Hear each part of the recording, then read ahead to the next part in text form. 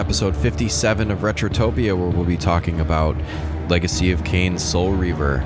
You got Sam here for the intro this week, and it's interesting because today's Thanksgiving, which is a holiday in the United States, and I'm the only one at Retrotopia working, so go figure that out. Anyways, I hope everyone has a great Thanksgiving if you're celebrating, and you all stay safe and see a lot of family and friends and eat too much and all of that good stuff. And before we get into the game of the day, we're going to talk about real quick the plugs. We have Patreon, of course. That is patreon.com/Retrotopia. Free to join if you'd like to join us and get some of the perks and be able to comment. We do all that over there. There is also a paid tier, and we're working on some things. We got some things in the works to expand our offerings, if you will. So go check that out over there. That's patreon.com/Retrotopia. And you can find the links to our other social medias, including our Discord, which you should join because that's free. And that's at Linktree, linktr.ee/Retrotopia. That's where you find the links to the Discord, and the Patreon is there, and all of our social medias. So, speaking of the Patreon, when you join in, you can write to us, and we'll read your comments here on the show. It's the 8-bit banter box, but it's really the 9-bit banter box now, because 9 bits makes a lot of sense because it's culturally elegant.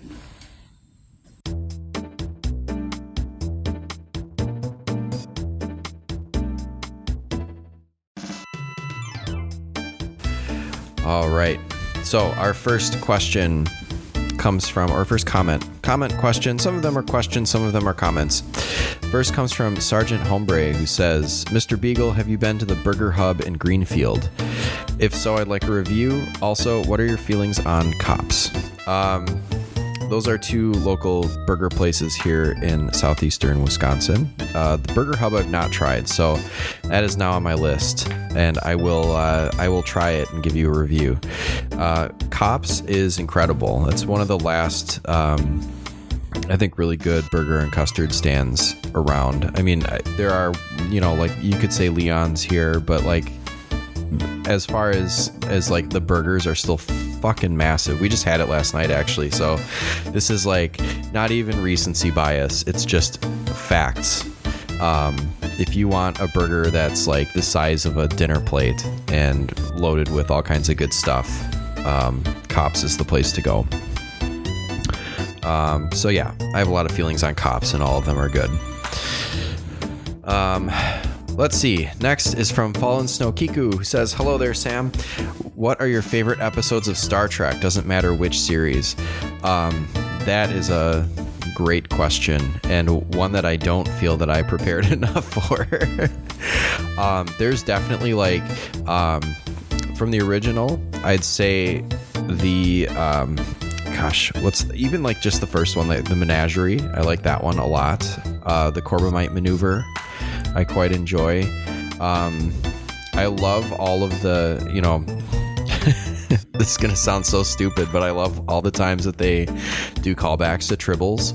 So, like, obviously The Trouble with Tribbles is a great episode, but then, like, any time that there's a Deep Space Nine episode where they do Tribbles and, like, they end up kind of back in time in, like, the old uniforms and stuff, and I like that episode a lot. I like throwback episodes, because then another one that came to mind is the episode of Strange New Worlds where they brought in the Lower Decks crew.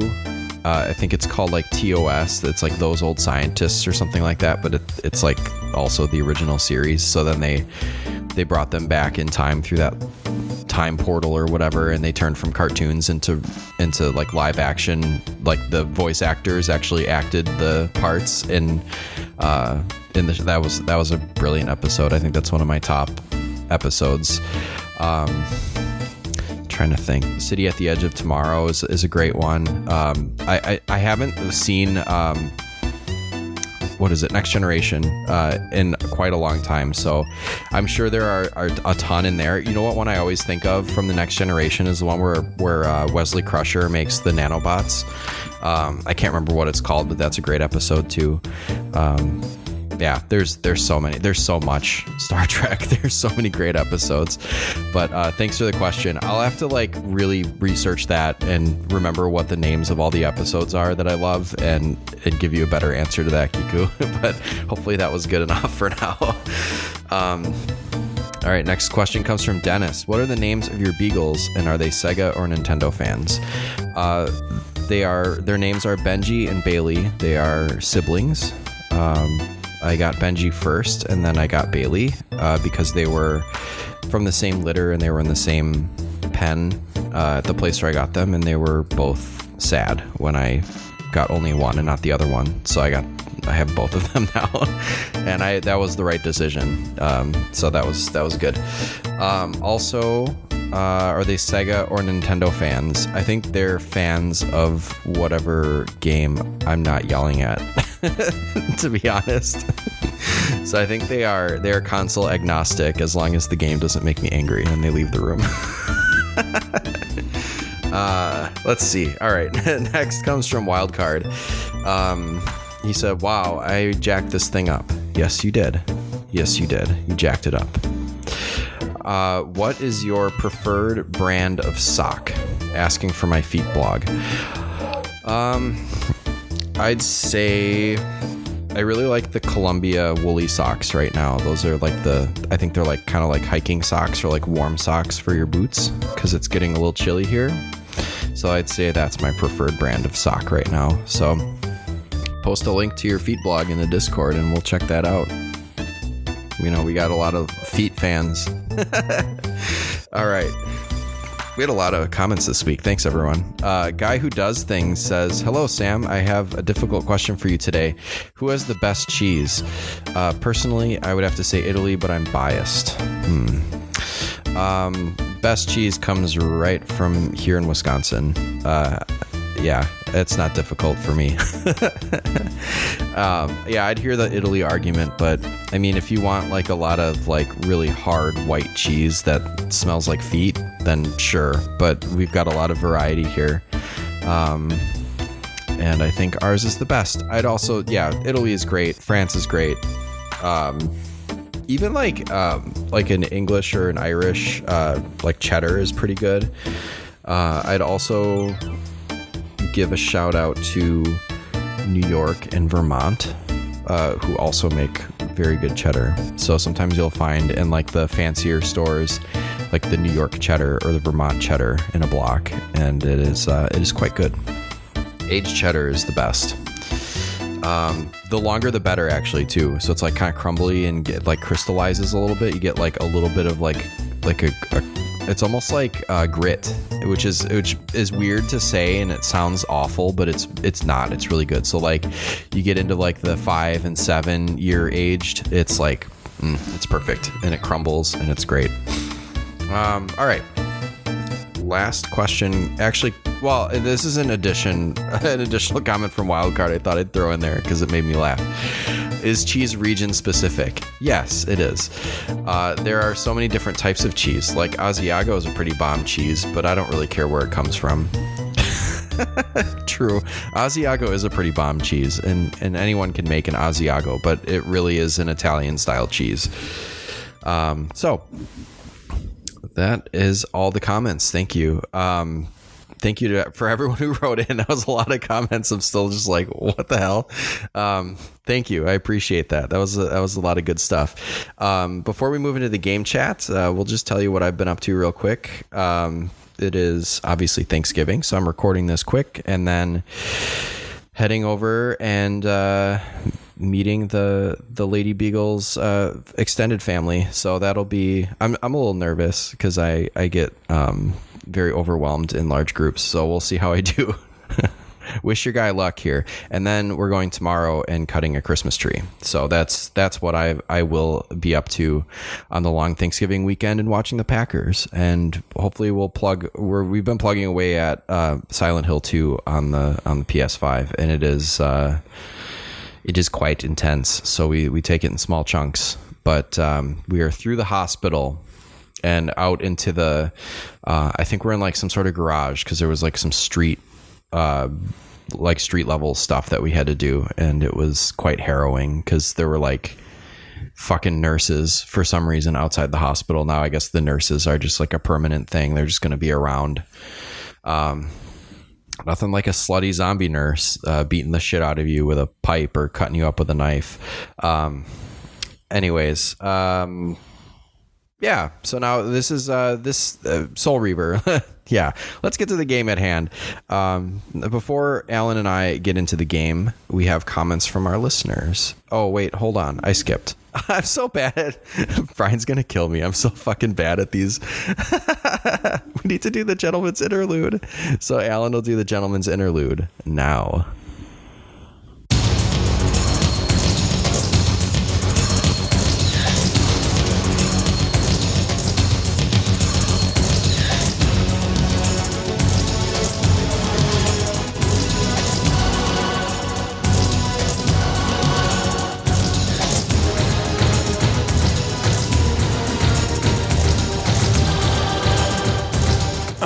So you seek the truth behind Legacy of Kain, Soul Reaver, do you? A mere mortal's curiosity, I suppose. Very well then. You shall hear the tale, though do not expect it to be one of pure heroism or naive righteousness. Soul Reaver was not crafted to merely entertain. It was born from the twisted vision of the developers at Crystal Dynamics. Released on August 16th, 1999, Soul Reaver was a testament to their ingenuity and their desire to create something far more than just another game. It was the harbinger of a saga that would resonate across time. The game, the first in the Legacy of Kain series to adopt the third-person action-adventure format, centers around Raziel, a creature once of my own brood, a vampire like myself, yet he was cast aside.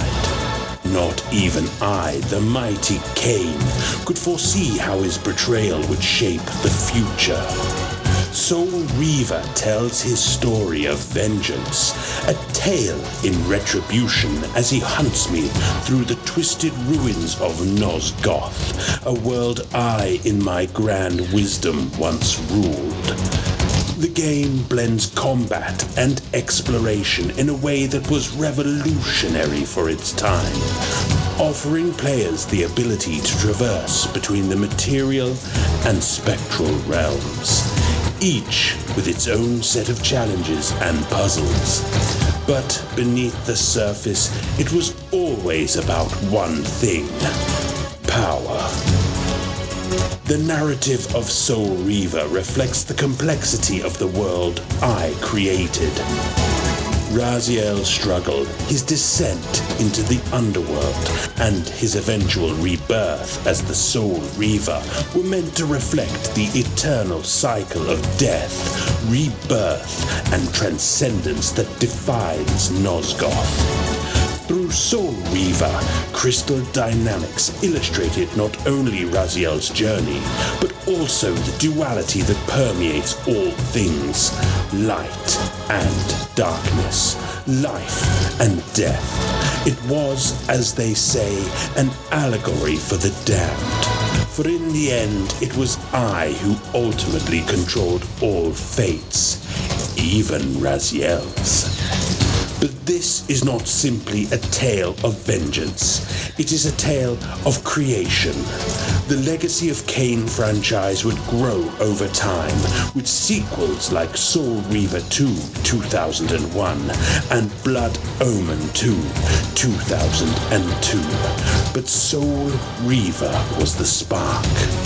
The world of Nosgoth, cursed and forgotten, became a place that captured the imaginations of players and critics alike. Critics lauded the game's narrative depth, its eerie atmosphere, and its innovative gameplay mechanics, which set it apart from contemporaries. Yet, no matter the acclaim or the reverence Soul Reaver garnered, remember this: It was not created for you. It was created to serve a higher purpose, to carry forward the legacy of power, dominance, and of course, the eternal battle for supremacy. In Nosgoth, nothing is ever truly forgotten, nor is it ever truly over.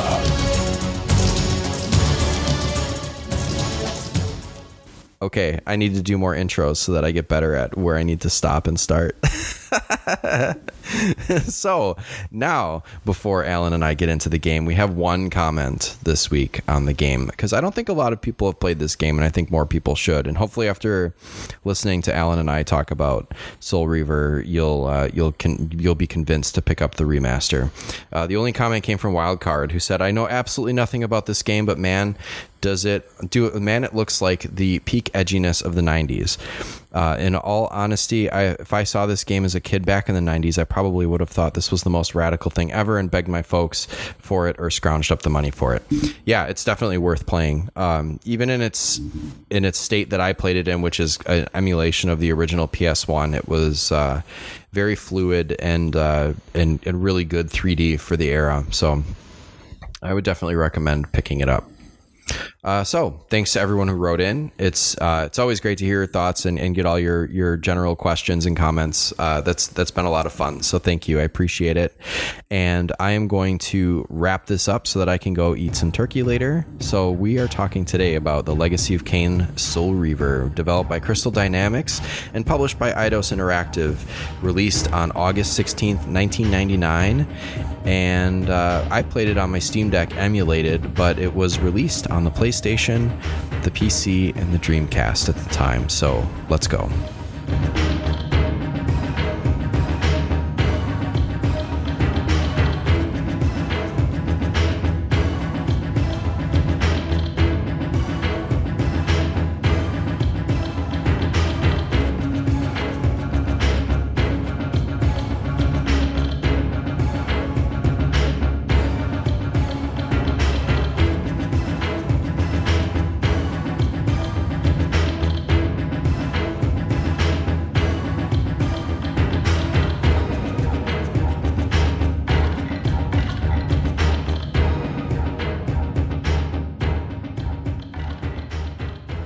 Okay.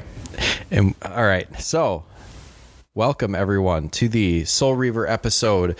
It is just me and Alan this week. We both played Soul Reaver over the last couple of weeks, and we are here to chat about it. And if you were here for the After Dark, thank you for listening to that as well, although we separate those out, so I don't know that I need to mention that. If you would like to listen to After Dark, which is just our kind of preamble ramp up to the episode, join us over on Patreon. So do it, Alan. It's a good time. It's a good time. Yeah, we've been chatting like old friends for the last 10 or 15 minutes here. So you could be a part of that as well. You could be one of our old friends. Just come and join the Patreon. Sam. Yes, that's you. That's you. What are we doing? We're talking about Soul Reaver. How are you doing? How am I doing? How are we doing? This is a train wreck. We're doing good. No, it's not. We're doing great.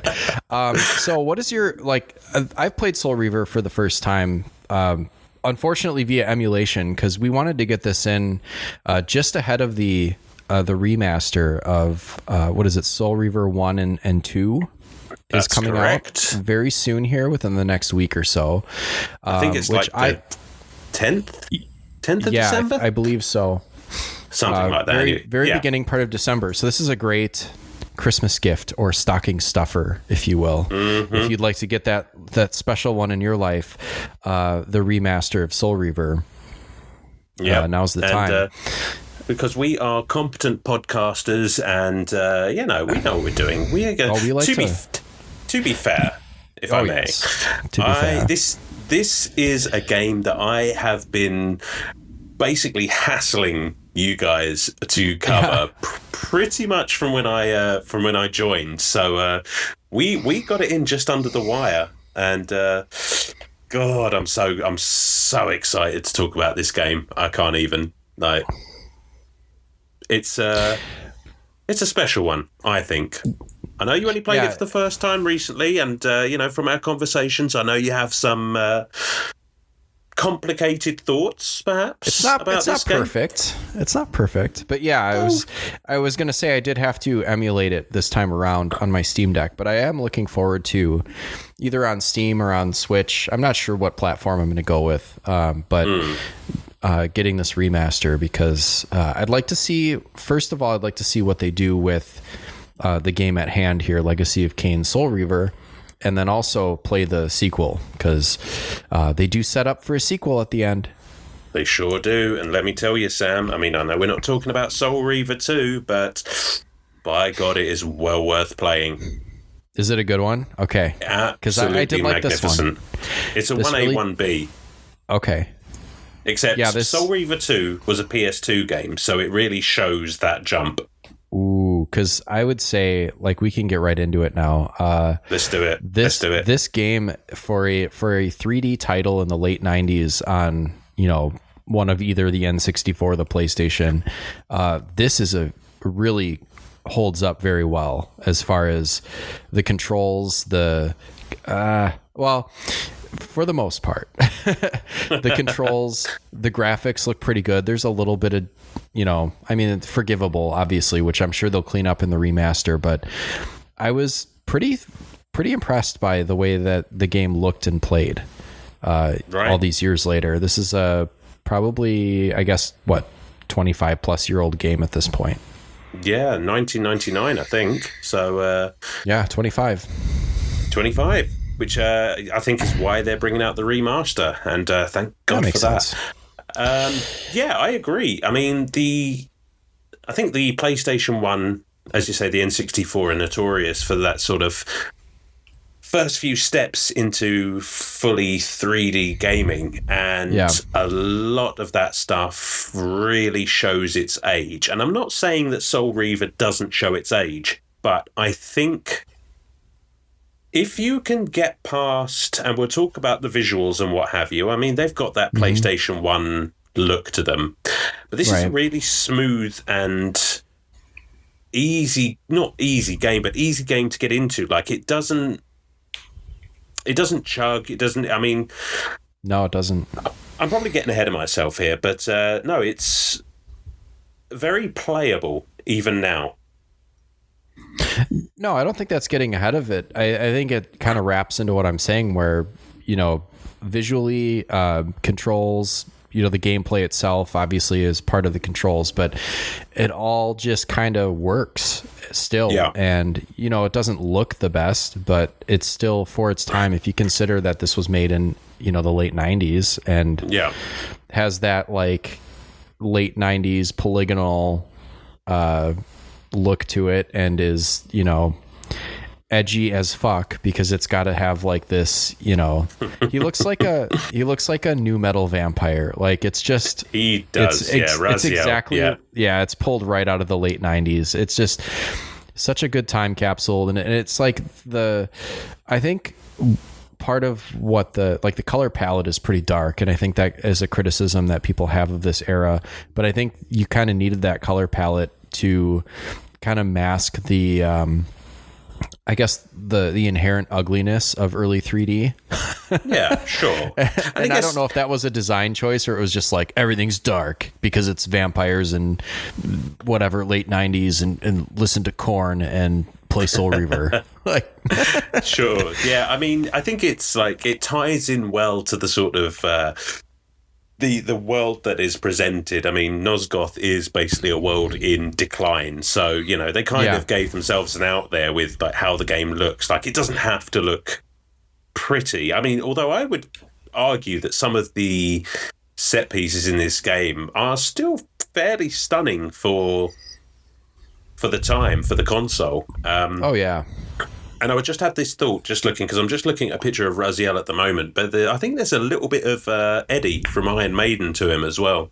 Oh, yeah, definitely. I see it. I've been playing this game for maybe not all of 25 years, but that's the first time I've looked at that and just made that connection. Yeah, he's got kind of that, I guess, while you see his like emaciated corpse looking form, plus, the stylized hair and the eyes and stuff like that. Yeah, he's definitely mascot material. Definitely. Very cool looking character, gotta say. It is. I mean, not just in looks, like... Go on. All of his abilities, right? Just his abilities, just like... I find everything about... Generally, all the characters in this game, I just find they are cool. I don't care. It shows my, like, edgy, like, late 90s, early 2000s, like... teenage angst stage perfectly, but it's just like I'm leaning into it, baby, because this game is, for me at least, a masterpiece. Right? It's hampered by the technology of the time somewhat, but what they tried to achieve with this game is pretty spectacular when you think about it, in terms of storytelling, in terms of atmosphere. Like, it's pretty fucking special. You know what kind of blows me away, and I didn't really think about this, is like kind of a technical marvel, was that there were really no load times. I'm so fucking glad you mentioned that, because I was going to see if you'd noticed. That was something that I was going to drop that and just see if you were like, oh yeah, but no, like you picked that up. Like that is, and it's not the biggest world to navigate, but it is sizable without any loading screens, right? It's very large. Yeah. It's like, how did they fucking do that? Like, even, okay. And here's the other part that really blows me away, and why I thought of this is like, yeah, if you're kind of walking through this big world, you can procedurally load things, which is still something that's pretty impressive for the late 90s, PS1 era. But you could figure that out, right? Like, as you run forward, the stuff behind you disappears and the stuff ahead of you loads. And but sure, to do that without, like, completely buttery smooth without any lag is impressive. And then also there's like fast travel between certain areas of the game, and he just walks through a portal and you're just there. There's no like he walks in the portal and then it loads. Nope. He just seamlessly walks through these portals to like any point. Well, I mean, they're fixed points, but it's all throughout the game, right? Right. And you nailed it when you said fluid. Like, this game, even on the PlayStation, which is what I was playing it on just recently, it's so fluid. It just runs, and it's, as an action adventure game, like, that's what you want. One of the criticisms of, and this isn't an episode about Blood Omen, but it had some ridiculous loading times. And they completely changed the style of game for this one, and by God, Crystal Dynamics just knocked it out of the park. Like, I know I'm gushing, but come on, this has been like 25. This has been 25 episodes worth of pent up Soul Reaver angst. So, like getting right in here and be like, your Sonic 2 episode, you'd have been like, can we just do Soul Reaver instead? Well, I mean, I talk about Sonic 2 all the time, but then nobody maybe a couple of people have played Soul Reaver, and it's just nice to actually get to talk about it for once. That's the funny thing is, like, I remember this game back when it came out as being an ad, or like, the reviews of it, and like Game Informer, and seeing pictures of it and stuff like that, and thinking like, it's cool. Like, it's a, I had a PS1 eventually, but I didn't have one in the late 90s. I don't think I got one until like 2000. But this was not a game that I like had or really had any exposure to, aside from just seeing pictures of it and seeing reviews, and it's not talked about very often, I guess. I guess, like, we obviously are friends with other podcasts, or listen to other podcasts. Like, I don't think that there's an episode in the backlog of Remember the Game on this necessarily, or like, or Retro Wars. I don't know if Danny's done Soul Reaver, or if Retro Hangover has done. I'm sure of the three, I bet this is like right up Retro Hangover's alley.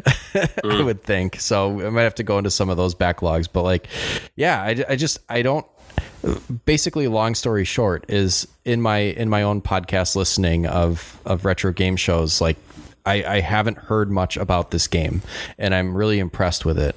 There you go. See, Yeah, we're pioneers of the podcasting world. Yes, no one has talked about this game, and we're the first ones to talk about it. Welcome to Retrotopia, where we get the big scoops first. I think this is big scoops. A more incorrect statement has never been made. I'm sure there are plenty of podcasts about Reaver. Yeah, hang around with me because I make plenty of wrong statements. I think this is the very definition of like one of those cult classic games. I mean, this is really one of those games you had to hear about from a friend or somebody else who'd picked it up. It wasn't like, and it has like a huge cult following, and it's just not as in the public eye. I mean, while the characters and what have you really cool, there's not really sort of that mascot thing to it. It is, you know, like we said, one of those sort of edgy, sort of niche titles that it's just like, well, you know, oh, have you heard of Soul Reaver? You know, just give this a go, and you do, and you love it. But I can't even remember how I came to play this game. It was either, and I can't imagine why my mum would have picked this game up for me back in the day. But it's certainly possible. Or a friend of mine, I don't know if he listens to the show, but I know my friend Kieran used to play these games a lot, so it's possible that I saw it around his house one time. But yeah, I just fell in love with this series, and I'm very vindicated. I'm vindicated that you enjoyed it. Maybe not as much as I did, but it's one of those things when you sort of show something to a friend that is like. Or like a CD or a movie or something, and you're watching them the whole time, and it's just like, do you like it? Do you like it? Do you like it? Do you like it? Yeah. It's just like our I'm not going to say our entire friendship was riding on this, but it was close though. Boy, I'm glad I don't have to disown you. If I liked it any less than I did, we'd be in trouble, right? Yeah, absolutely. Because I didn't think it was perfect, because I didn't have the nostalgia lens on for it, but. Oh yeah, I can appreciate that, because I know that this game has its flaws. There's a couple points where I was a little irritated. Yeah, and I appreciate that. You know, I can see past my own like euphoric sort of lovey-dovey lens with this game, and just like, you know what, you know. From a certain angle, I can see where she's not perfect, but you know, it's, if you have that nostalgia for it, I think. Well, we'll let's get into it. Like, where should we start? I mean, let's start actually with the story, because I think that's what confused me the most. So, can you explain the story to me a little bit? I can. Good, because I wasn't sure what was going on. The thing is with this is that it is a sequel, so right. It doesn't require you to have played Blood Omen, which is good, because Blood Omen is a completely different style of game, more a sort of top-down dungeon crawler, pretty hard, but basically centers on Kain and his adventures before Soul Reaver. Okay. I mean, to go into a little bit of backstory, because I think you need it to understand what's going on here. Nosgoth, the world that everything takes place in, is basically held together by the pillars of the of 9, which are the pillars that you see in Soul Reaver. Each pillar is tended to by a guardian, and there's a guardian of balance, there's a guardian of time, there's a guardian of the mind, and what have you, all these different facets of what makes a world tick. One of the guardians is the balance guardian is killed. And I won't go into detail about who does it or why or what have you, but this causes her lover, the guardian of the mind, to go insane and thus pollute all of the other guardians. So they're all now corrupted. With me so far? Yeah, I think so. Like the Guardians are like there's a cinematic. Like cinematics are cool. We'll just pause and say that cinematics are pretty neat, but those Guardians are kind of the guys that are all in a circle around Kain at the beginning, right? Where he's like, Kain is the kind of vampire king. No, okay, never mind. Those we'll get to them. So the Kain is then born. Proceed. Kain is then born as the new Balanced Guardian, and eventually one day he will take over. So he wears dad's shoes and guards people. He's the new Balanced Guardian. Basically, yes. But the problem with that is, before he can assume his role, he is killed and turned into a vampire. Okay. And in order to... Oh, God, I'm realising how long-winded this is. In order to purify the pillars, he is then told to go and kill off all of the other guardians of the pillars so that they can have new guardians born who are now pure. Okay. The problem is, he does all of that and then is told... Well, you are the last guardian, so you have to kill yourself as well. Otherwise, nothing changes. And Kain refuses, which basically dooms the world, dooms the pillars to disrepair, and that's where we are several hundred years later at the start of Soul Reaver. The world is basically falling apart because Kain has decided, I'd actually rather be a vampire and rule over the world in its ruin. Then obviously raises his vampire cult or lieutenants or what have you, which are the ones you see at the start of the game. And that's basically how Soul Reaver starts. Okay. What? Go on. No, I was saying, okay, I'm kind of following. I still am not very steeped in the lore since I haven't played the previous game. So it's making sense though. The thing is with these games as well is there is a lot of lore. They really took the time to build an entire world. And then not only that, change the timelines 2 or 3 times. Oh, great. In ways, it all makes perfect sense when you're playing it. And if you've gotten to the end of this game, you can sort of see how. Yes. But yeah, so obviously Raziel is one of the lieutenants of Kain. And, he is gifted with wings, one of his vampire abilities, which is a bit of a transgression. He's stripped of his wings and thrown into the abyss, where he's essentially killed. Right, he gets too big for his britches, basically. And there's a cool scene at the beginning, the opening cinematic, where Kain walks up and rips his wings off. Yep. Ugh, and then it's cast him in or whatever. That's it. Yeah, it's pretty cool. It's pretty and metal. Right from there, exactly, and right from there, I was sold on the game. Yeah. So what? A cut 500 years later, we'll say he's comes to the end of his torment, and this elder god finds him in the abyss and basically says, these vampire souls are not coming back into the Wheel of Destiny because they're trapped in vampires. So I want you to go out there and kill off all these vampires so that the wheel can turn, the blah, blah, blah, the souls get in there, and off you go. And you're then let loose into Nosgoth 500 years later to hunt all of your vampire brethren and take your revenge on Kain, essentially. Yeah, and Raziel's sign me up. Let's go fuck shit up. Absolutely, because he's pissed, wouldn't you be? 500 years in the abyss. I would be a little chagrined, if I was trapped in the abyss for 500 years. Now, I know full well, if there is anyone listening to this who is steeped in the lore of the legacy of Kain, I fully am aware that I have just given the absolute Cliff Notes version of that plot, because there is a lot more to it. But I'm not going to go into all the timelines and everything like that here, because that would be a 3-hour-long podcast. Oh, I wonder. Yeah, I was just going to say, I wonder if someone will jump in and be like, you need to do it justice. You need to do a 3-part episode. Actually. But yeah, I mean, this is a series of 5 games?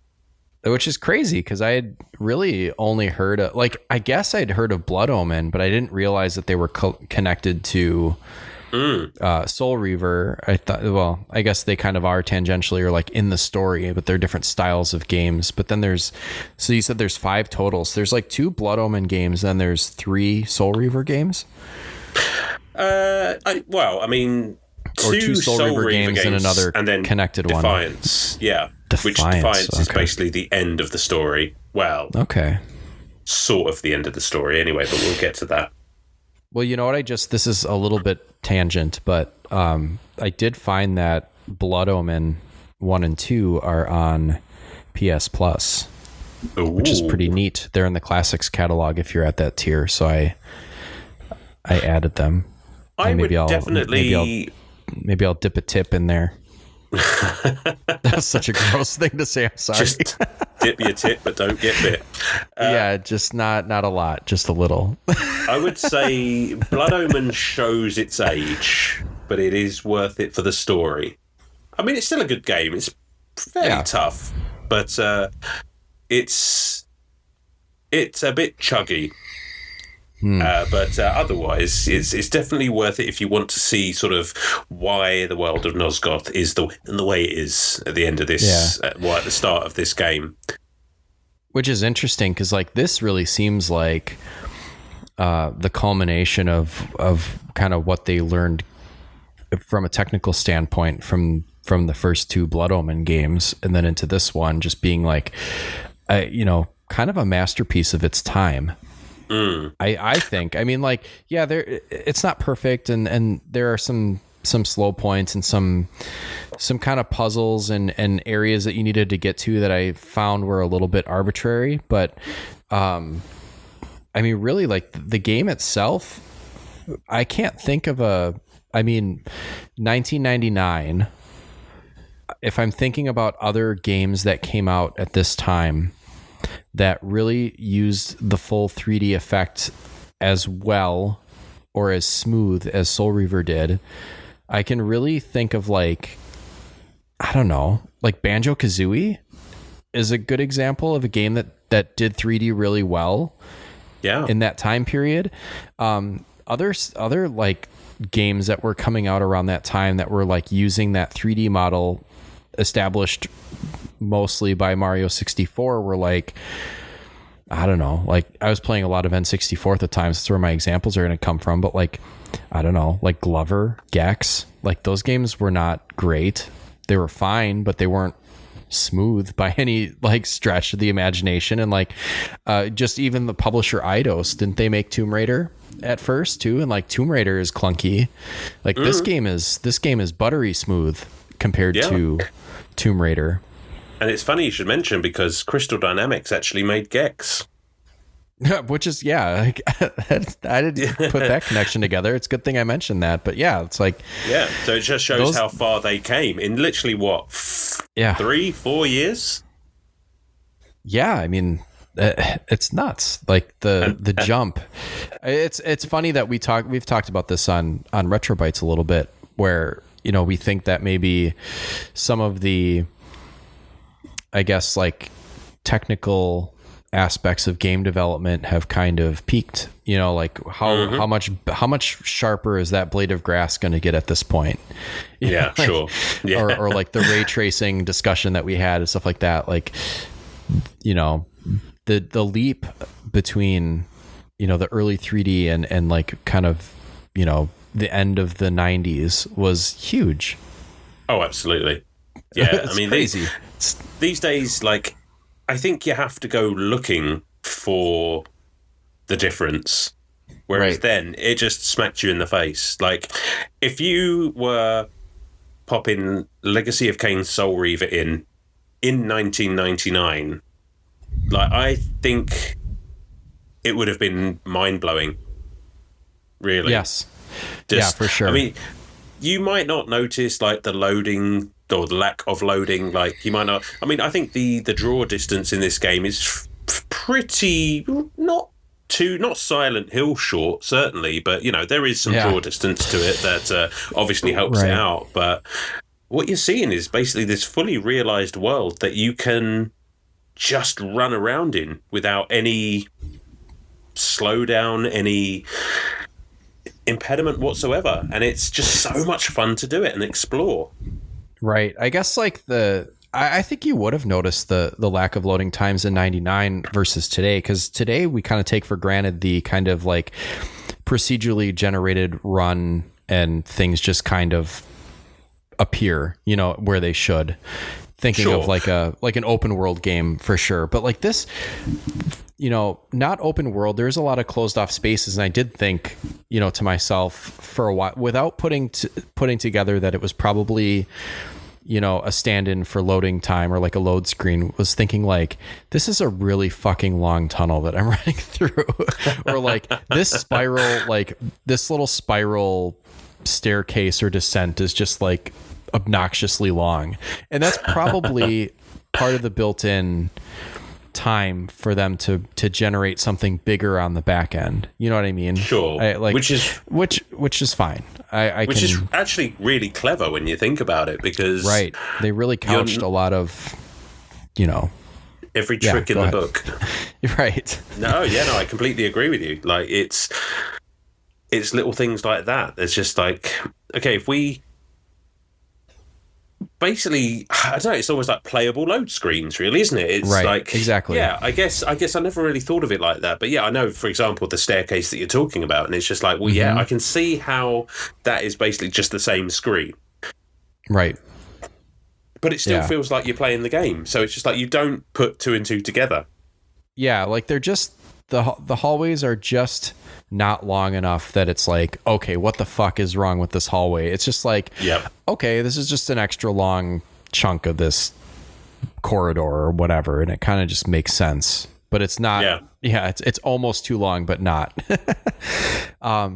Here's another thing that popped into my brain as I was thinking about this, was I didn't expect this to be as much of a like a puzzle game as it was. There was a lot of just different puzzles for how to like manipulate, like especially like blocks and stuff like that to complete pictures and do stuff like that, or like using there's a mechanic that you can, obviously you start out in the, what is it, like the nether realm or whatever, because you're kind of a ghost, right, an immortal spirit. So there's kind of there's a dingier version of reality, and then there's the past version of reality that's a little more polished and kind of at its height, right? And like you can switch back and forth between them, but they use that to great effect when there's puzzles or platforming that you have to do, like the shape and heights of pillars and things will change and allow you to jump to them, or like, you know, you can stand on one and then, you know, there's like a little warp circle, you can warp back to a different time, it'll like raise you up a little higher so you can reach shit. It's like that was really clever to me, and the fact that you could use, you know, like when you're in the past, I think is what that's considered, right? When you're blue, basically you've got like the blue sword, the blue Soul Reaver sword, and then you jump in water and it's less the past, it's more just like this spirit realm of the current time. Yeah. So it's like the upside down version of the current time. Yeah. Yeah. So yeah, definitely. So it's kind of cool because they use that to effect where like you have to toggle between the two in order to solve puzzles sometimes, or you have to, you know, flip back so you can go through a grate. Like when you're in the spirit realm, you can pass through like fences and stuff like that, like stuff that's not completely solid. Those types of things were really neat. And I was like, early on when I was first starting this out, I was like, oh, I didn't realize that there was going to be so many cool puzzles. This is really like hitting my brain in the right way, where I really enjoy this type of gameplay. Yeah, no, I agree. It's got that almost Tomb Raider style of gameplay with regards to the puzzles, and obviously, you know, it's always blocks on like early PlayStation games, and I agree that I love the fact that, you know, you could be in a room just like racking your brains just how to figure out something, and it's just like you get to a point where you're just like, well, I have explored everything I need to do here. Let's shift and see what changes and see if that presents a solution. And I think that's a really clever way of basically doubling almost the map. I mean, I know it's not, but it's just like, and again, it's that ability to shift between these two with absolutely zero loading or what have you. I mean, there's a little bit of slowdown, but that's played for effect as you sort of shift the world around you. Right, when it shifts, he does like a little motion, or like he does like a little I've got to be honest, I'm literally doing it as I talk. Yeah, I kind of did it too. I was like, I did my hands out, and I was like back and forth with it. I don't know what to do with my hands. Yeah. But I actually did that, and things changed here. It's looking a little weird.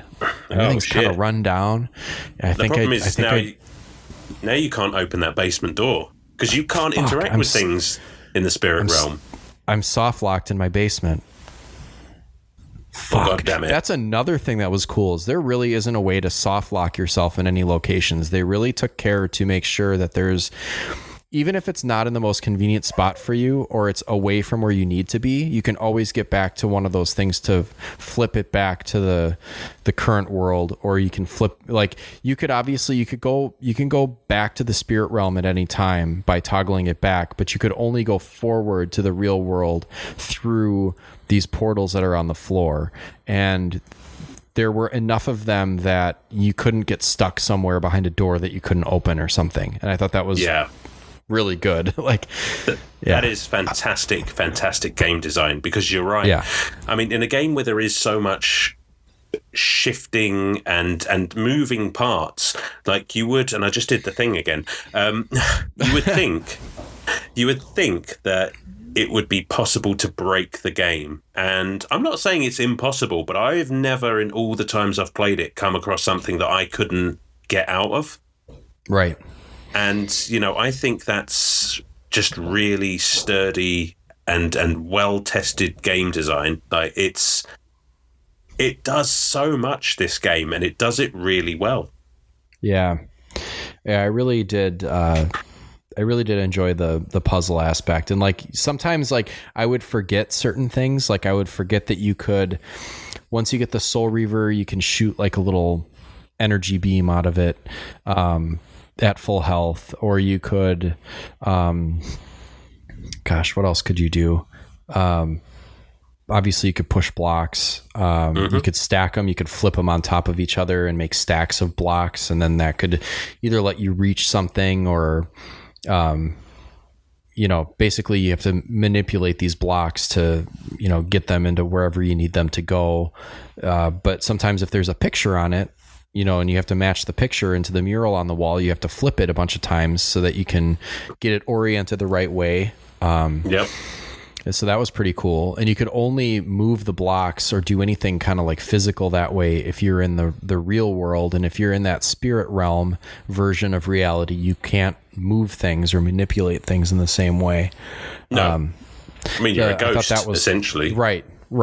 Yeah. So I liked that. And I like that the game built, like the puzzles built on the abilities that you gained by beating bosses, in a really good way, because like towards the end of the game there's like an ability where you run around something and then it like coils around it and you can turn things that way.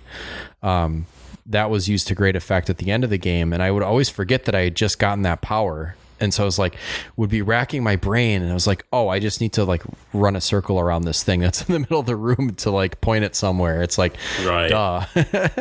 Well, but that's just it. I mean, the way this game is designed, you know full well that there is a solution to the puzzle. You just haven't figured it out, or you haven't remembered what it is you need to do. I think the game does a really good job of sort of teaching you all of the abilities that you'll have to use.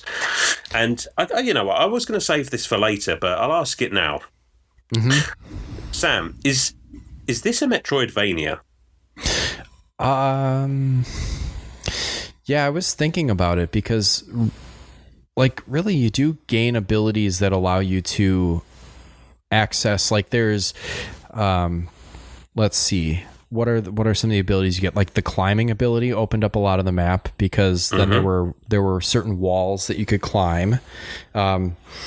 That's one of my gripes is I didn't think that they really distinguished the things that you could climb very well. Like the texture on the wall that you could climb really didn't look that much different than some of the other textures that were around.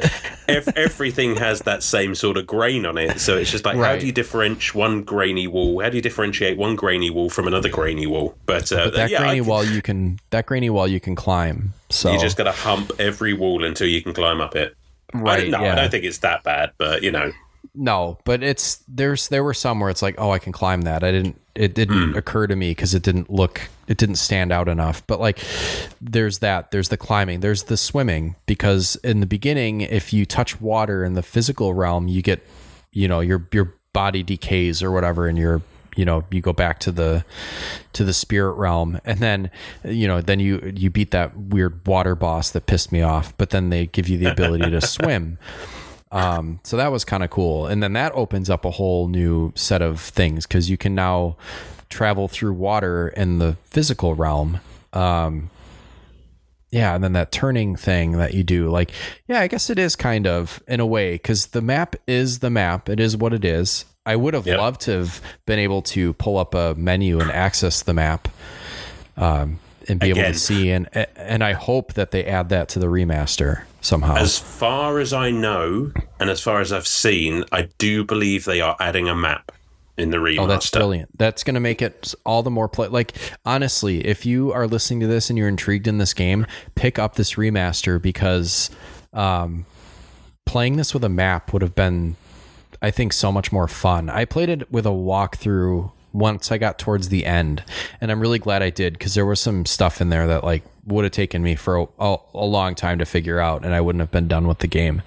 But it can be tricky at times, and being able to kind of pull up a map and be like, well, I haven't explored over here yet, so let's go check that out. And that's become kind of the standard in games. Especially like thinking about Metroid as a prime example, but any Metroidvania, you should be able to pull your map up and just take a look at where you've been. I will hear that argument all day long, and I agree it is a mark against this game, because it is easy to get lost, and I think just the addition of a map would have made things so much simpler. Like, it's not even funny. It's not obviously a deal breaker for me, of course, but I can't wait, and I will be getting the remaster, obviously. I cannot wait to have another crack. And I mean, I've just played the game, and I'm like genuinely considering just as soon as this comes out, just hopping right back into it, because I can't wait to see what they've changed. And playing this with a map, oh my God. Like, I will find areas in this game that I have never seen before, because there is so much in this game that, I mean, how many, 5-6 times I've beaten this game, maybe, there's still things I haven't found. I found that really interesting that you mentioned that, because I try to think of a game that I've played a similar amount, which is like, I don't know, Ocarina of Time. Let's just throw that one out there. Like, that's a game that I could play through with my eyes closed and probably, get, if not all the hearts, most of them. Some of the hearts are a pain in the ass, obviously, but like all the heart pieces, all the magics, all the, all the hidden shit, all the, like go on a full 100% Skulltula quest or whatever. Like, I know that game. I know where everything is. This is a game from, about a year later, right? Because Ocarina of Time was 98. Sure, yeah. I think it's a bigger game. I think the world is bigger, but there are less. It's interesting because it's like, maybe it's not bigger than Ocarina of Time. It's hard. I don't really want to compare the two. It's really hard to judge, isn't it? Yeah, I agree. I don't really want to compare the two, but like what I was going for was like, I can't imagine, being as, knowledgeable about a game as you are about Soul Reaver, and then also not knowing where everything is. That's like, how well did they hide shit that like you haven't found everything? That's crazy. But I guess there it is, like with a map, you'll probably find some stuff that you've never seen before. Absolutely. I mean, I think it's probably down to the fact that when I first played this game, it was sort of pretty early on in like the days of the internet. Just going and looking up a guide for this was not as easy as it is now. And I figured out how to beat this game. And that playthrough sort of became the blueprint for all of my future playthroughs. It's just like, well, I know if I go here after here, this is going to work. And, I didn't maybe go off the beaten path so much when I was younger. And now every time I replay the game, it's just like, well, I sort of know where to go. And the thing is, this is not a difficult game, I don't think. No. I only actually died and got booted back to the beginning once. Exactly. And even then, it's just like, well, okay, well, I'll just go back. And because if you die, quote unquote, die in the material realm, you just get shunted back to the exact same place in the spectral realm. Right. And then, of course, there are enemies unless something sucks your soul out or whatever. Sure. Yeah, it's like a little blue stream that like they suck your health out that way, and then you're kind of fucked. Right. But yeah, as I say, in the spectral realm, there are enemies there as well, and if they take you out, then it's straight back to the bottom of the abyss with the Elder God and what have you. But you can still just head off from there and make it back to where you were fairly quickly if you found one of the gates to go through. Yeah, and if you know which symbol you're, That's another thing is like each area of the map had a symbol, and I could if I could remember what fucking symbol I was supposed to be in. Well, there you go. And again, that's just nostalgic memory for me. It's just like, but back in the day, I would have had the exact same difficulty.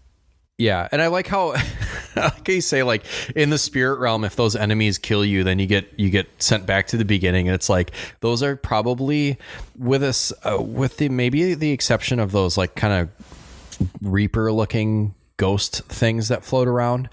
Those enemies are about the most bland. Like they don't really attack you. Like they kind of hobble over to you and try to attack you a little bit, but like they're not doing any damage to you. Like they're not there to, they're there to like maybe harvest for some soul energy so you can transport back, but they're not there to like kill you necessarily. Like if you'd have to be pretty friggin' bad at this game for those things to kill you. Yeah. It's the equivalent of like getting killed off by one of the little grunt things in Halo. Yeah. Yeah. It's basically, it's just like, come on. Yeah.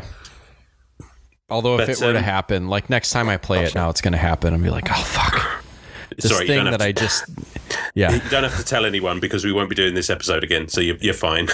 Yeah, I'll bring it up on like a different, like a Retrotopia. Like, I got killed by one of those things in Soul Reaver. And you're like, oh, God. Shit. I hope you do now because I need to hear that. There are lots of like different abilities that you can use in this game that I genuinely have never found or used, or nor never felt the need to use.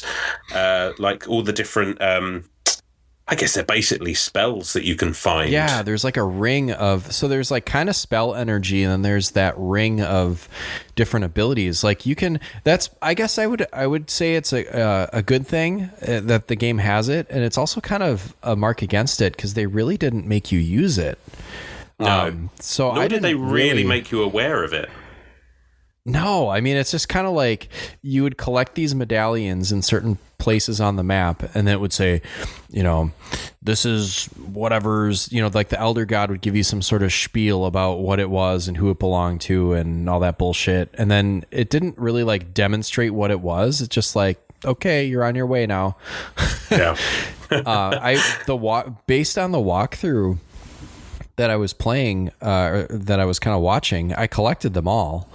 But I didn't use any of them. There was one that like unleashed fire, which was pretty cool. But I didn't use them because I felt like I really had all the abilities that I needed, and like the bosses and the puzzles didn't really require you to use any of them. So they're kind of just extra shit that I guess you could get if you want to go on a completionist run or just kind of use sometimes if you want to cheese some of the enemies. Yeah, I don't know. Just do something a bit different. What did you? Okay, because this is gonna kind of a good segue into my question for you. Like, what did you think of the boss fights in this game? I really enjoy the boss fights in this game. Okay.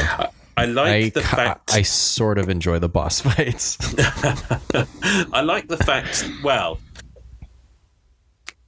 the majority... Yeah, okay. I'll concede that the majority of the boss fights I really enjoy. There are a couple I don't. And funnily enough, they're the same boss. But...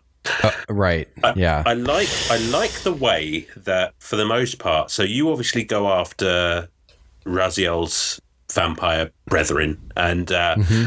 Each one of them has mutated over time into a completely different vampire form, and it gives some great scope for... Because it's not just a fist fight. You know, you have to sort of think, you have to use the room and figure out how to beat this boss. I think it's Melchiah is the first boss, but don't quote me on that. But that one I loved. That was so good. And that's the first boss. I know. And then it was, in my opinion, it was like downhill from there. I mean, which that's sucks. Fair. Yeah. I mean, you don't get to squish any of the other bosses in a... Why is there a giant meat grinder in the middle of his room? I don't know, but it's so cool. And it was like, I kind of got what it was laying down, because I was like, this does not seem like something that I can attack head on. And I was right. He's massive. Yeah, and I liked that one. And then what's the other one? The one that looks like a giant asshole. It's like Zephon or something like. Yeah. It's like an asshole with like spider legs. And you have to like take its poop, or I'm assuming it's like an egg sack or whatever, and you have to light it on fire and throw it at him. Yeah. So I mean, you go into the room and there's basically a dead guy lying there with a torch burning, and just like, oh, that's kind of weird, but okay. And but figuring that out made me feel so smart. Yeah, and that's the thing with a lot of these puzzles, is they're tricky. They're not so hard to be frustrating, but they're incredibly rewarding when you figure out what you need to do. And that's what I love about the boss fights, because when you figured out what the boss's weakness is, you're just like, I fucking got you now. And that is a good feeling. Yeah, and I think so. There's probably, if I'm thinking about it correctly, I think there's like 4 bosses that aren't Kain, who you fight twice. There's the one where you shoot sorry, spoilers, but you shoot the windows out of that one. That one was that was a pain in the ass for me, not because of how it was difficult to shoot the windows, but because I kept getting fucked back off to the spirit realm and then having to recharge and then try to platform my way back up. And that was the point where I finally was like, okay, this platforming feels clunky. And it's showing its age. Some of those jumps are incredibly precise, maybe not, but there is a lot of scope for falling off of a platform and ending up right the way back where you started. Yeah. So that one wasn't fun from that aspect, but I thought it was still clever the way that they, the concept was clever. And it's fairly well signposted as well, because, you look around the room and it's just like, well, those are some very obvious bright, and, the windows stand out. And you've just got this ability where you can fire basically psychic missiles or what have you. And it's like, okay, I can put 2 and 2 together here. And I did like, I didn't like the Dumbass Incorporated or whatever, that Dumas or whatever, that guy sucked. Because it was like, you're supposed to guide him somewhere and basically torch him somehow. But that portion where you had to lead him was quite far from where he started. And he doesn't always follow you. You have to kind of bait him to follow you. But I don't know if you'd call it AI or like the programming of the boss just wasn't quite keen enough to pick up what you were laying down. Sometimes I'd get stuck where it's like, can you just fucking follow me? Yeah, if you get just like a hair too far away from him, he just like forgets what he's doing there, and he's just like, you know what, I'm just going to go and have a sit down. Yeah. until it blows over. Yeah, that boss was the first time I died because he did the thing where he like sucks your soul or whatever, and if that action gets you all the way down to the bottom of your life meter or whatever, then you do get sent to the beginning. So that was annoying. And then I was like, this is another one where, of course, you can't go at him and try to attack because he'll freaking destroy you. It is a clunky bus. Clunky bus. It's a clunky bus. It's a clunky bus fight. Yeah, for sure. It is a bit of a bus. Yeah. I like that they use an area that you've been in sort of earlier on in there. I mean, I suppose you can call them dungeons if you like. And it's just like, well, here's a big thing that's I can manipulate to just like explode. It's just like, okay, that's pretty cool. And again, it is one of those things where you sort of figure out, well, what have I got to do with this guy? And you have opened up an entire path straight to his throne room at this point. And it's clever in theory. The execution is just a little bit clunky. Yeah, like I get it. Like you're pretty intimately aware of what, all of these rooms are and how they connect because you've been kind of puzzling your way through it as you go along. So you should know about where you are or like where things are in relation to where you are once you finally gain access to his throne room or whatever. But man, I mean, they really make you take him on a little chase all the way across the fucking map. Oh yeah, definitely. And then Kain fights, I think, could have been done better. He's like the main, like his name is in the name. It's like, it's his legacy, the legacy of Kain. And he's kind of a pushover, I guess. Like he's a pest. I feel like they didn't really know what to do with the Kain fights because basically what you do is he will teleport to a random point on the on whatever map, the pillar room and the chronoplast room. And, that thing at the end, right? It's got like three tiers, like it looks like a Colosseum bowl or whatever, where you have to, And you have to get to him and hit him with the Soul Reaver before he charges up his ability and hits you with it, which will then more or less instantly send you back to the spectral realm. And it's, I mean, you said it yourself. It is a bit rinse and repeat. Yes, and it's not hard. It's just irritating because you have to. Usually, if you get sent back to the spirit realm, you have to recharge your soul energy by, killing an enemy and then sucking its soul in or whatever. And then you have to teleport back, and then you have to reorient yourself as quickly as possible while figuring out where Kain is. So basically, like the second time that the end where you fight him is like he's up on that third tier of this kind of bowl area, and it's basically like pick a direction and just go there and hope that he's nearby enough that you can quickly get to him and slash him once. It probably took me a good like 15-20 minutes of just repeating the cycle of getting hit. Like, oh, he's on the opposite end, he's going to hit you from wherever. He can hit you from wherever, but you have to get to him with the Soul Reaver, which means you have to have full health in the physical realm. So it's like, well, fuck, and so then, okay, well, I'm going to go back to the spirit realm. I'm going to kill an enemy. I'm going to suck its soul. And then I'm going to transport back and just hope, it's like a 1 in, if it's the hands on the clock, it's like a 1 in 10 or 12 chance that you pick the right direction. So that just got annoying, I guess. It's like that. I don't know if you've seen that Family Guy where Meg gets they all get the mutant powers and Meg just gets the fingernails. And it's like she scratches Peter and he's like, it's not bleeding, but ouch though. Like it's pretty much like what Kain does to you. Yeah, because like you're not gonna die in this boss fight, really. I mean, you will be sent back to the spectral realm. You just clobber an enemy, drain the soul, shift on back, try again until you beat the game, basically. And I don't know what the answer is, because while I would have liked a cleverer boss fight, the other bosses that you've fought so far are all sort of tricked into being defeated And I think if you use that same mechanic, you're really sort of diminishing Kain's threat. Basically, if you just like, I don't know, lead him into a room and then pull the stick away and the box comes down and it's just like, got you. And but it's just like, it's unnecessarily lengthened, I think.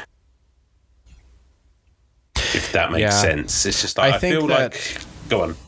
You kind of have to fight Kain for the story, right? I mean, like, Kain is the one that Raziel has beef with. It's just that he's fighting these other like mutations of his vampire brethren because he needs to like set their souls free or take their powers or whatever. Like, that's kind of a means to an end. Like, I'm sure if you were able to just go straight for Kain, like you would just do that. You know, if all things being equal, like, he just wants Kain, but he's got to go through all these different, you know, trials and tribulations in order to get strong enough to get to, you know, this time sanctuary, wherever the fuck he is at the end. But like, you know, like, you can't get to him until you gain some abilities, because it's implied that, you know, Raziel is in his weakened state. You have to go through and that's kind of the point of the game, I guess, is to get him stronger so that he can fight Kain. It's just that the Kain fight is just kind of a wet fart. Yeah, I mean, I will hear the term anticlimactic. Yeah. I mean, I'll hear that and I'll accept it. They needed a way to get both of the characters where they needed to be for the next part of the story to take place. And more than the actual fight at the end of the game, like, I love the walk to that room and everything that happens in where you see those like kind of weird void like portals, and then you're seeing like all the different cutscenes on the way. That's right. Yeah, it's kind of cool. It was like, it's a nice little recap before you get to the end, and you're kind of, because if you're playing through the game, you haven't seen Kain for a while, and you're just kind of going through and opening up more of the map and progressing and stuff, and it's like, I almost you almost lose the thread. Like, this guy's a real dick. Like, you gotta go fight him. But then what I love as well is just like some of those portals show you things that are going to happen in Soul Reaver 2. Oh, really? That I didn't catch, because I was just kind of like, cool cutscene. Yeah. But it's just like, it goes to show, like, they really planned out both games, at least the story, at the same time, which I guess kind of makes sense of the sort of, because it's not going to be a climactic boss fight, because it's basically just a pause in the story. Gosh, but what other game did we talk about recently that was like that, where they had kind of lined up story elements from the next game and woven them into the... Oh no. Was it Chrono Trigger? Yeah, there you go. There's your one. Shit. And I blew it on that, but that was a good example, I guess, of like, I really do appreciate when there's enough thought put into a game that like elements of the sequel will be present in the first game.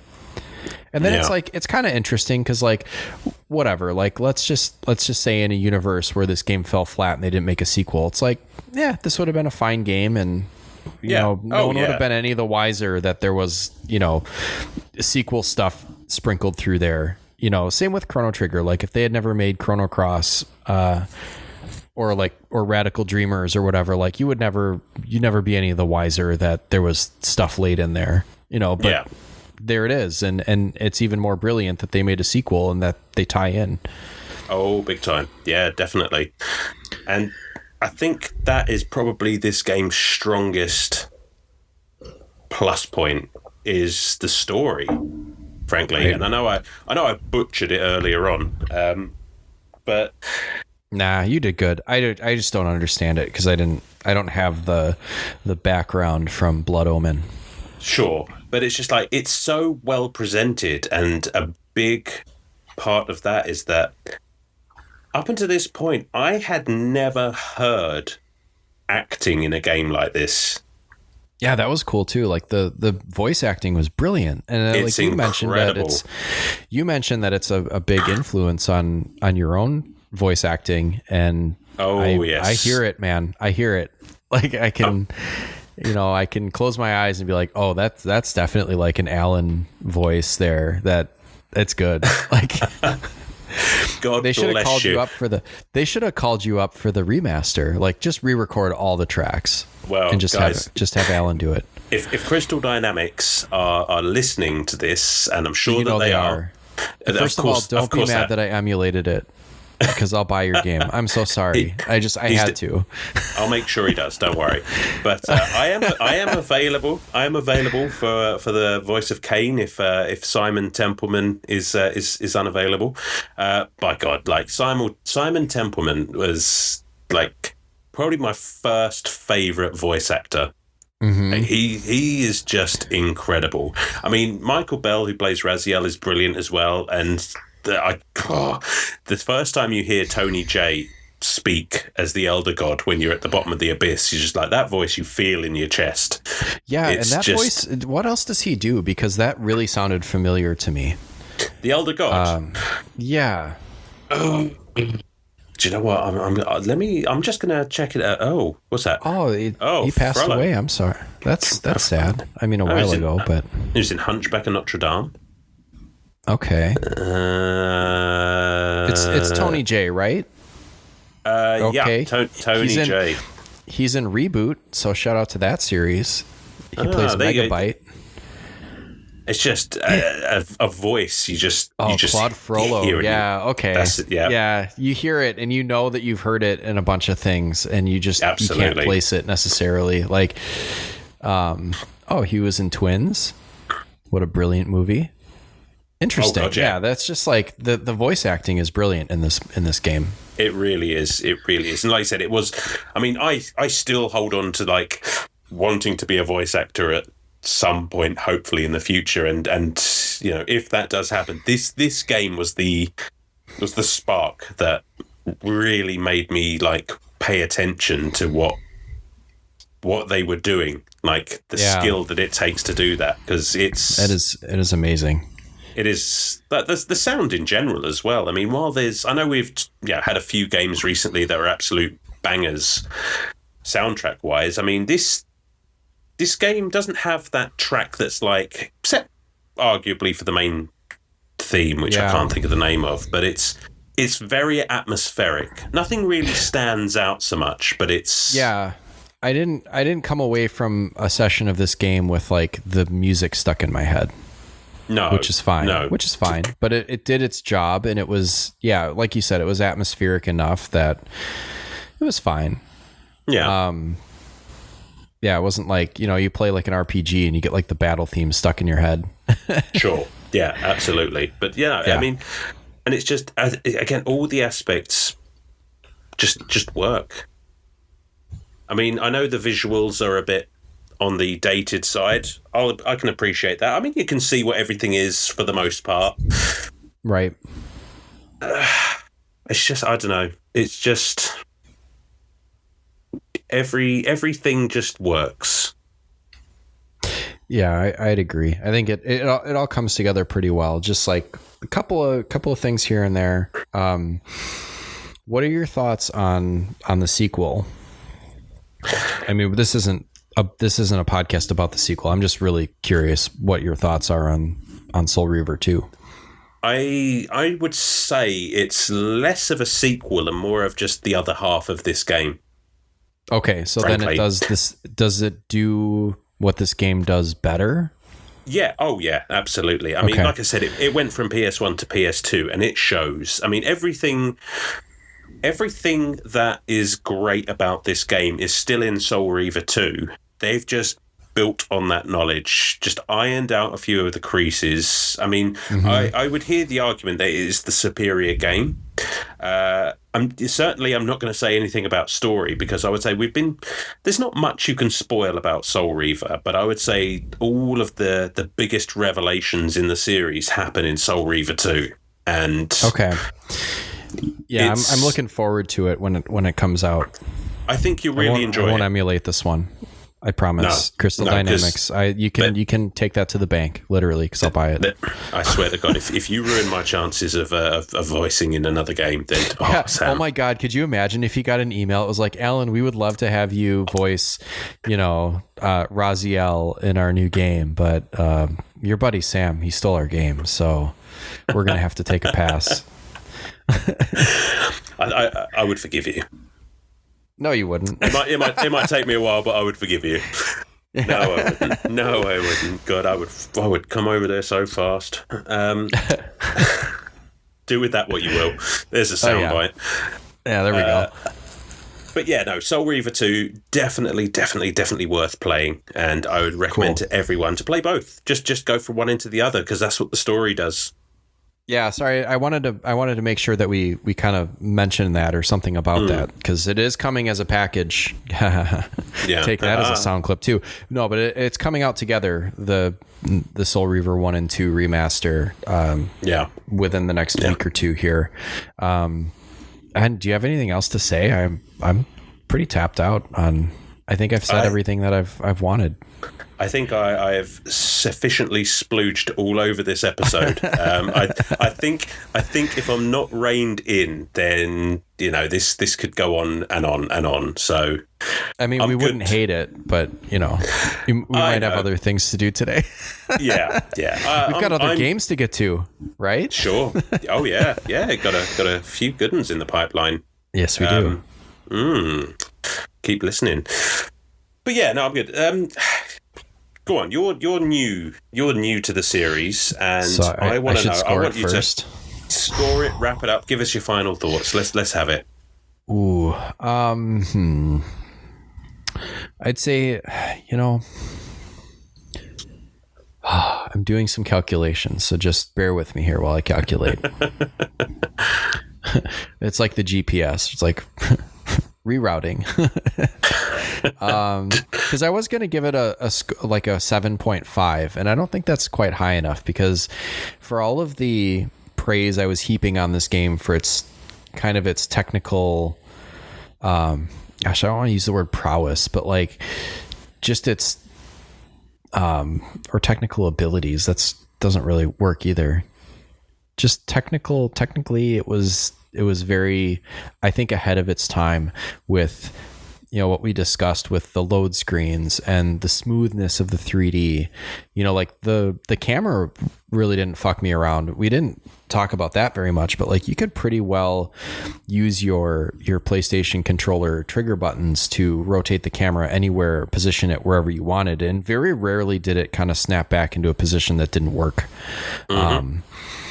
And you didn't have to, like Mario 64, give it a character like that Lakitu, where it like would run into a wall and then you can't move the camera anymore.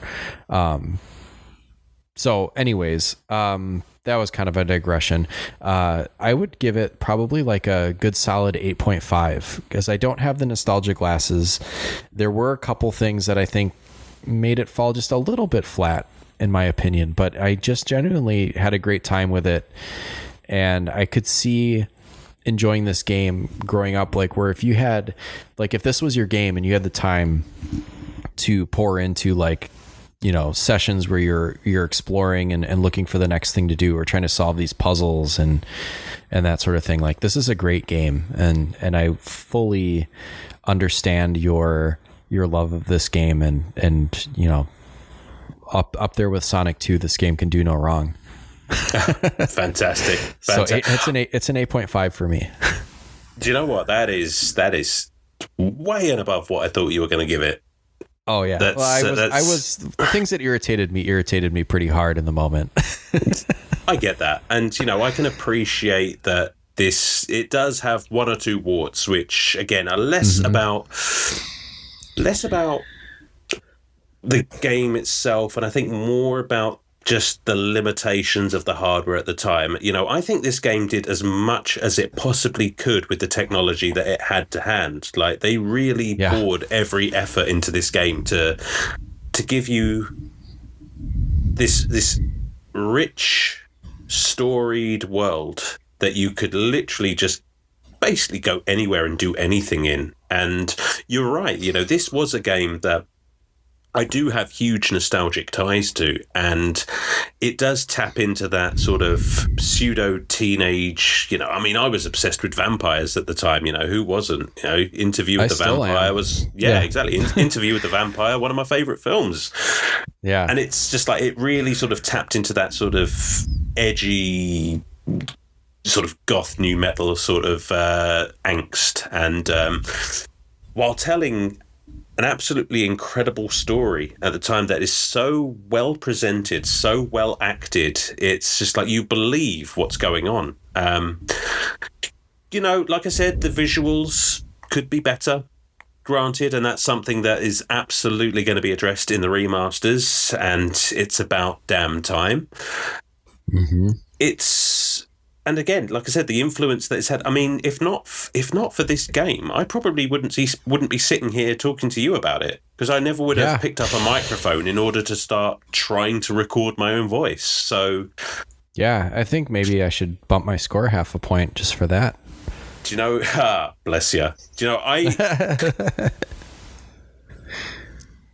mean, I've got to go higher, haven't I? I've got to give it at least a 9. At least a 9. It obviously loses points for some of the bits that we've discussed that I can see why it is the way it is, but it just holds it back that little bit. I mean, just the map alone is a strike against the game. I could have really used one. Exactly. Yeah. And, with everything else that they did, I don't really understand why that wasn't put in there. Maybe it was a time thing, who knows? But that seems like such a simple thing that they could have, given that they'd put so much effort into everything else. That seems like a bit of a missed step. Even if it was just a map of the hub world and like kind of just directionally where you go to get to different portions of the world, like the different, I don't even know what you would call them, worlds or areas or whatever. If you just had a little map of the hub world and how to get to different areas, that would have been perfect. But whatever. We're going to get a map in this one probably, and it's going to make everything all better. And everyone play this version, and then you're going to even be more enamored with it. And now I'm going to take a minute to talk to you. Yeah, you listening to this episode. No, Hi. Don't look around. You. For the love of God, please buy this remaster. I cannot stress this enough, because I have been waiting for this series to come back since Legacy of Kain Defiance, whenever the fuck that was, and I should have looked it up. It doesn't matter, because I want this story to continue more than just about any other series of games I've ever loved. And if this remaster does really, really well, maybe I'll get another game in the series. So show your Uncle Alan some love and buy this game so that I can have a sequel, please. And if you hurt my Alan, I'll come for you. There you go. I didn't want to say I'll kill you. That sounded really aggressive. So I threw out something that could be sexualized. He'll send you back to the spectral realm. I will. I'll send you right back to that spectral realm, and you will have to. He will suck your soul out. That's right, and then you're gonna have to walk back. Damn it! But that's so inconvenient. Yeah, that's right. Well, this has been a pleasure. So we got a score of 8.5 and a score of 9, correct? That was it's a pretty solid game. So everyone, go get the remaster, because I think you'll have a lot of fun with it. I think the members of our listening community would really enjoy this game. It's something that was a surprise to me how much I enjoyed it. So thank you for putting this on my radar. No problem. Anytime. And I'm really interested to hear what you think of the sequel. Yeah. When you get around to it. Maybe it's an episode for a little bit later down the line once we get a chance to. I'm in. Once we get a chance to play Always. It. What do we got coming up? Let's chat on that for a brief moment here, and then we'll sign off. We have Buster Bust Loose coming up in a future episode. Yep. We have Xenogears, which I'm currently working on. Hopefully I can get that finished before we before we chat about it. And then we've got Legend of Santa, which is an indie, I guess kind of like Super Mario World like game. And actually you can follow the developer of that game on Instagram. I did. Really? I was playing around with it. Yeah, I was playing around with it a little bit last night too. And it's got a bit of a challenge to it. It's really like it's a Mario game, but it's tough. Yeah, I'd say it's a little tougher than. I definitely picked up on that. There are some teeth on this. Oh yeah. So that's a great. That'll be a great episode. And then I think we've got to round out the year. A review of the Legend of Zelda cartoon show. I want to say, but don't quote me on that. Brian's going to kill me. He's going to be like, "Why would you say all this?" Maybe not. I don't know. It's on the calendar, so I can say it, right? Yeah, absolutely. So You're safe. That'll take us to the new year, I believe. So, thanks everyone for listening. If you are in the United States celebrating Thanksgiving this week, well, you probably won't be hearing this until after Thanksgiving, but I hope you had a safe and happy Thanksgiving with your family and you didn't eat too much. Absolutely. Have a good Thanksgiving. Yeah, if you did eat too much, I hope you at least had a nap. So. Oh yeah, and take some Rennie or something because you're gonna need it. What the hell is that? Is that some sort of British Pepto? Yeah, Pepto-Bismol. Yeah. Okay. Yeah, all of our like 3 British fans, they got that. They understood it. It's like an antacid or like a an antacid. That's yeah. There. Okay. All right. That really fell flat, didn't it? No, it works because you explained what it is. So I'll say like, take a Rennie in it. Take a Rennie in it with a nice cup of tea. Yeah, a cup of tea. Yeah, this is really we'll sign off there. Have a great week, everyone. A happy Thanksgiving, and we'll talk to you next time.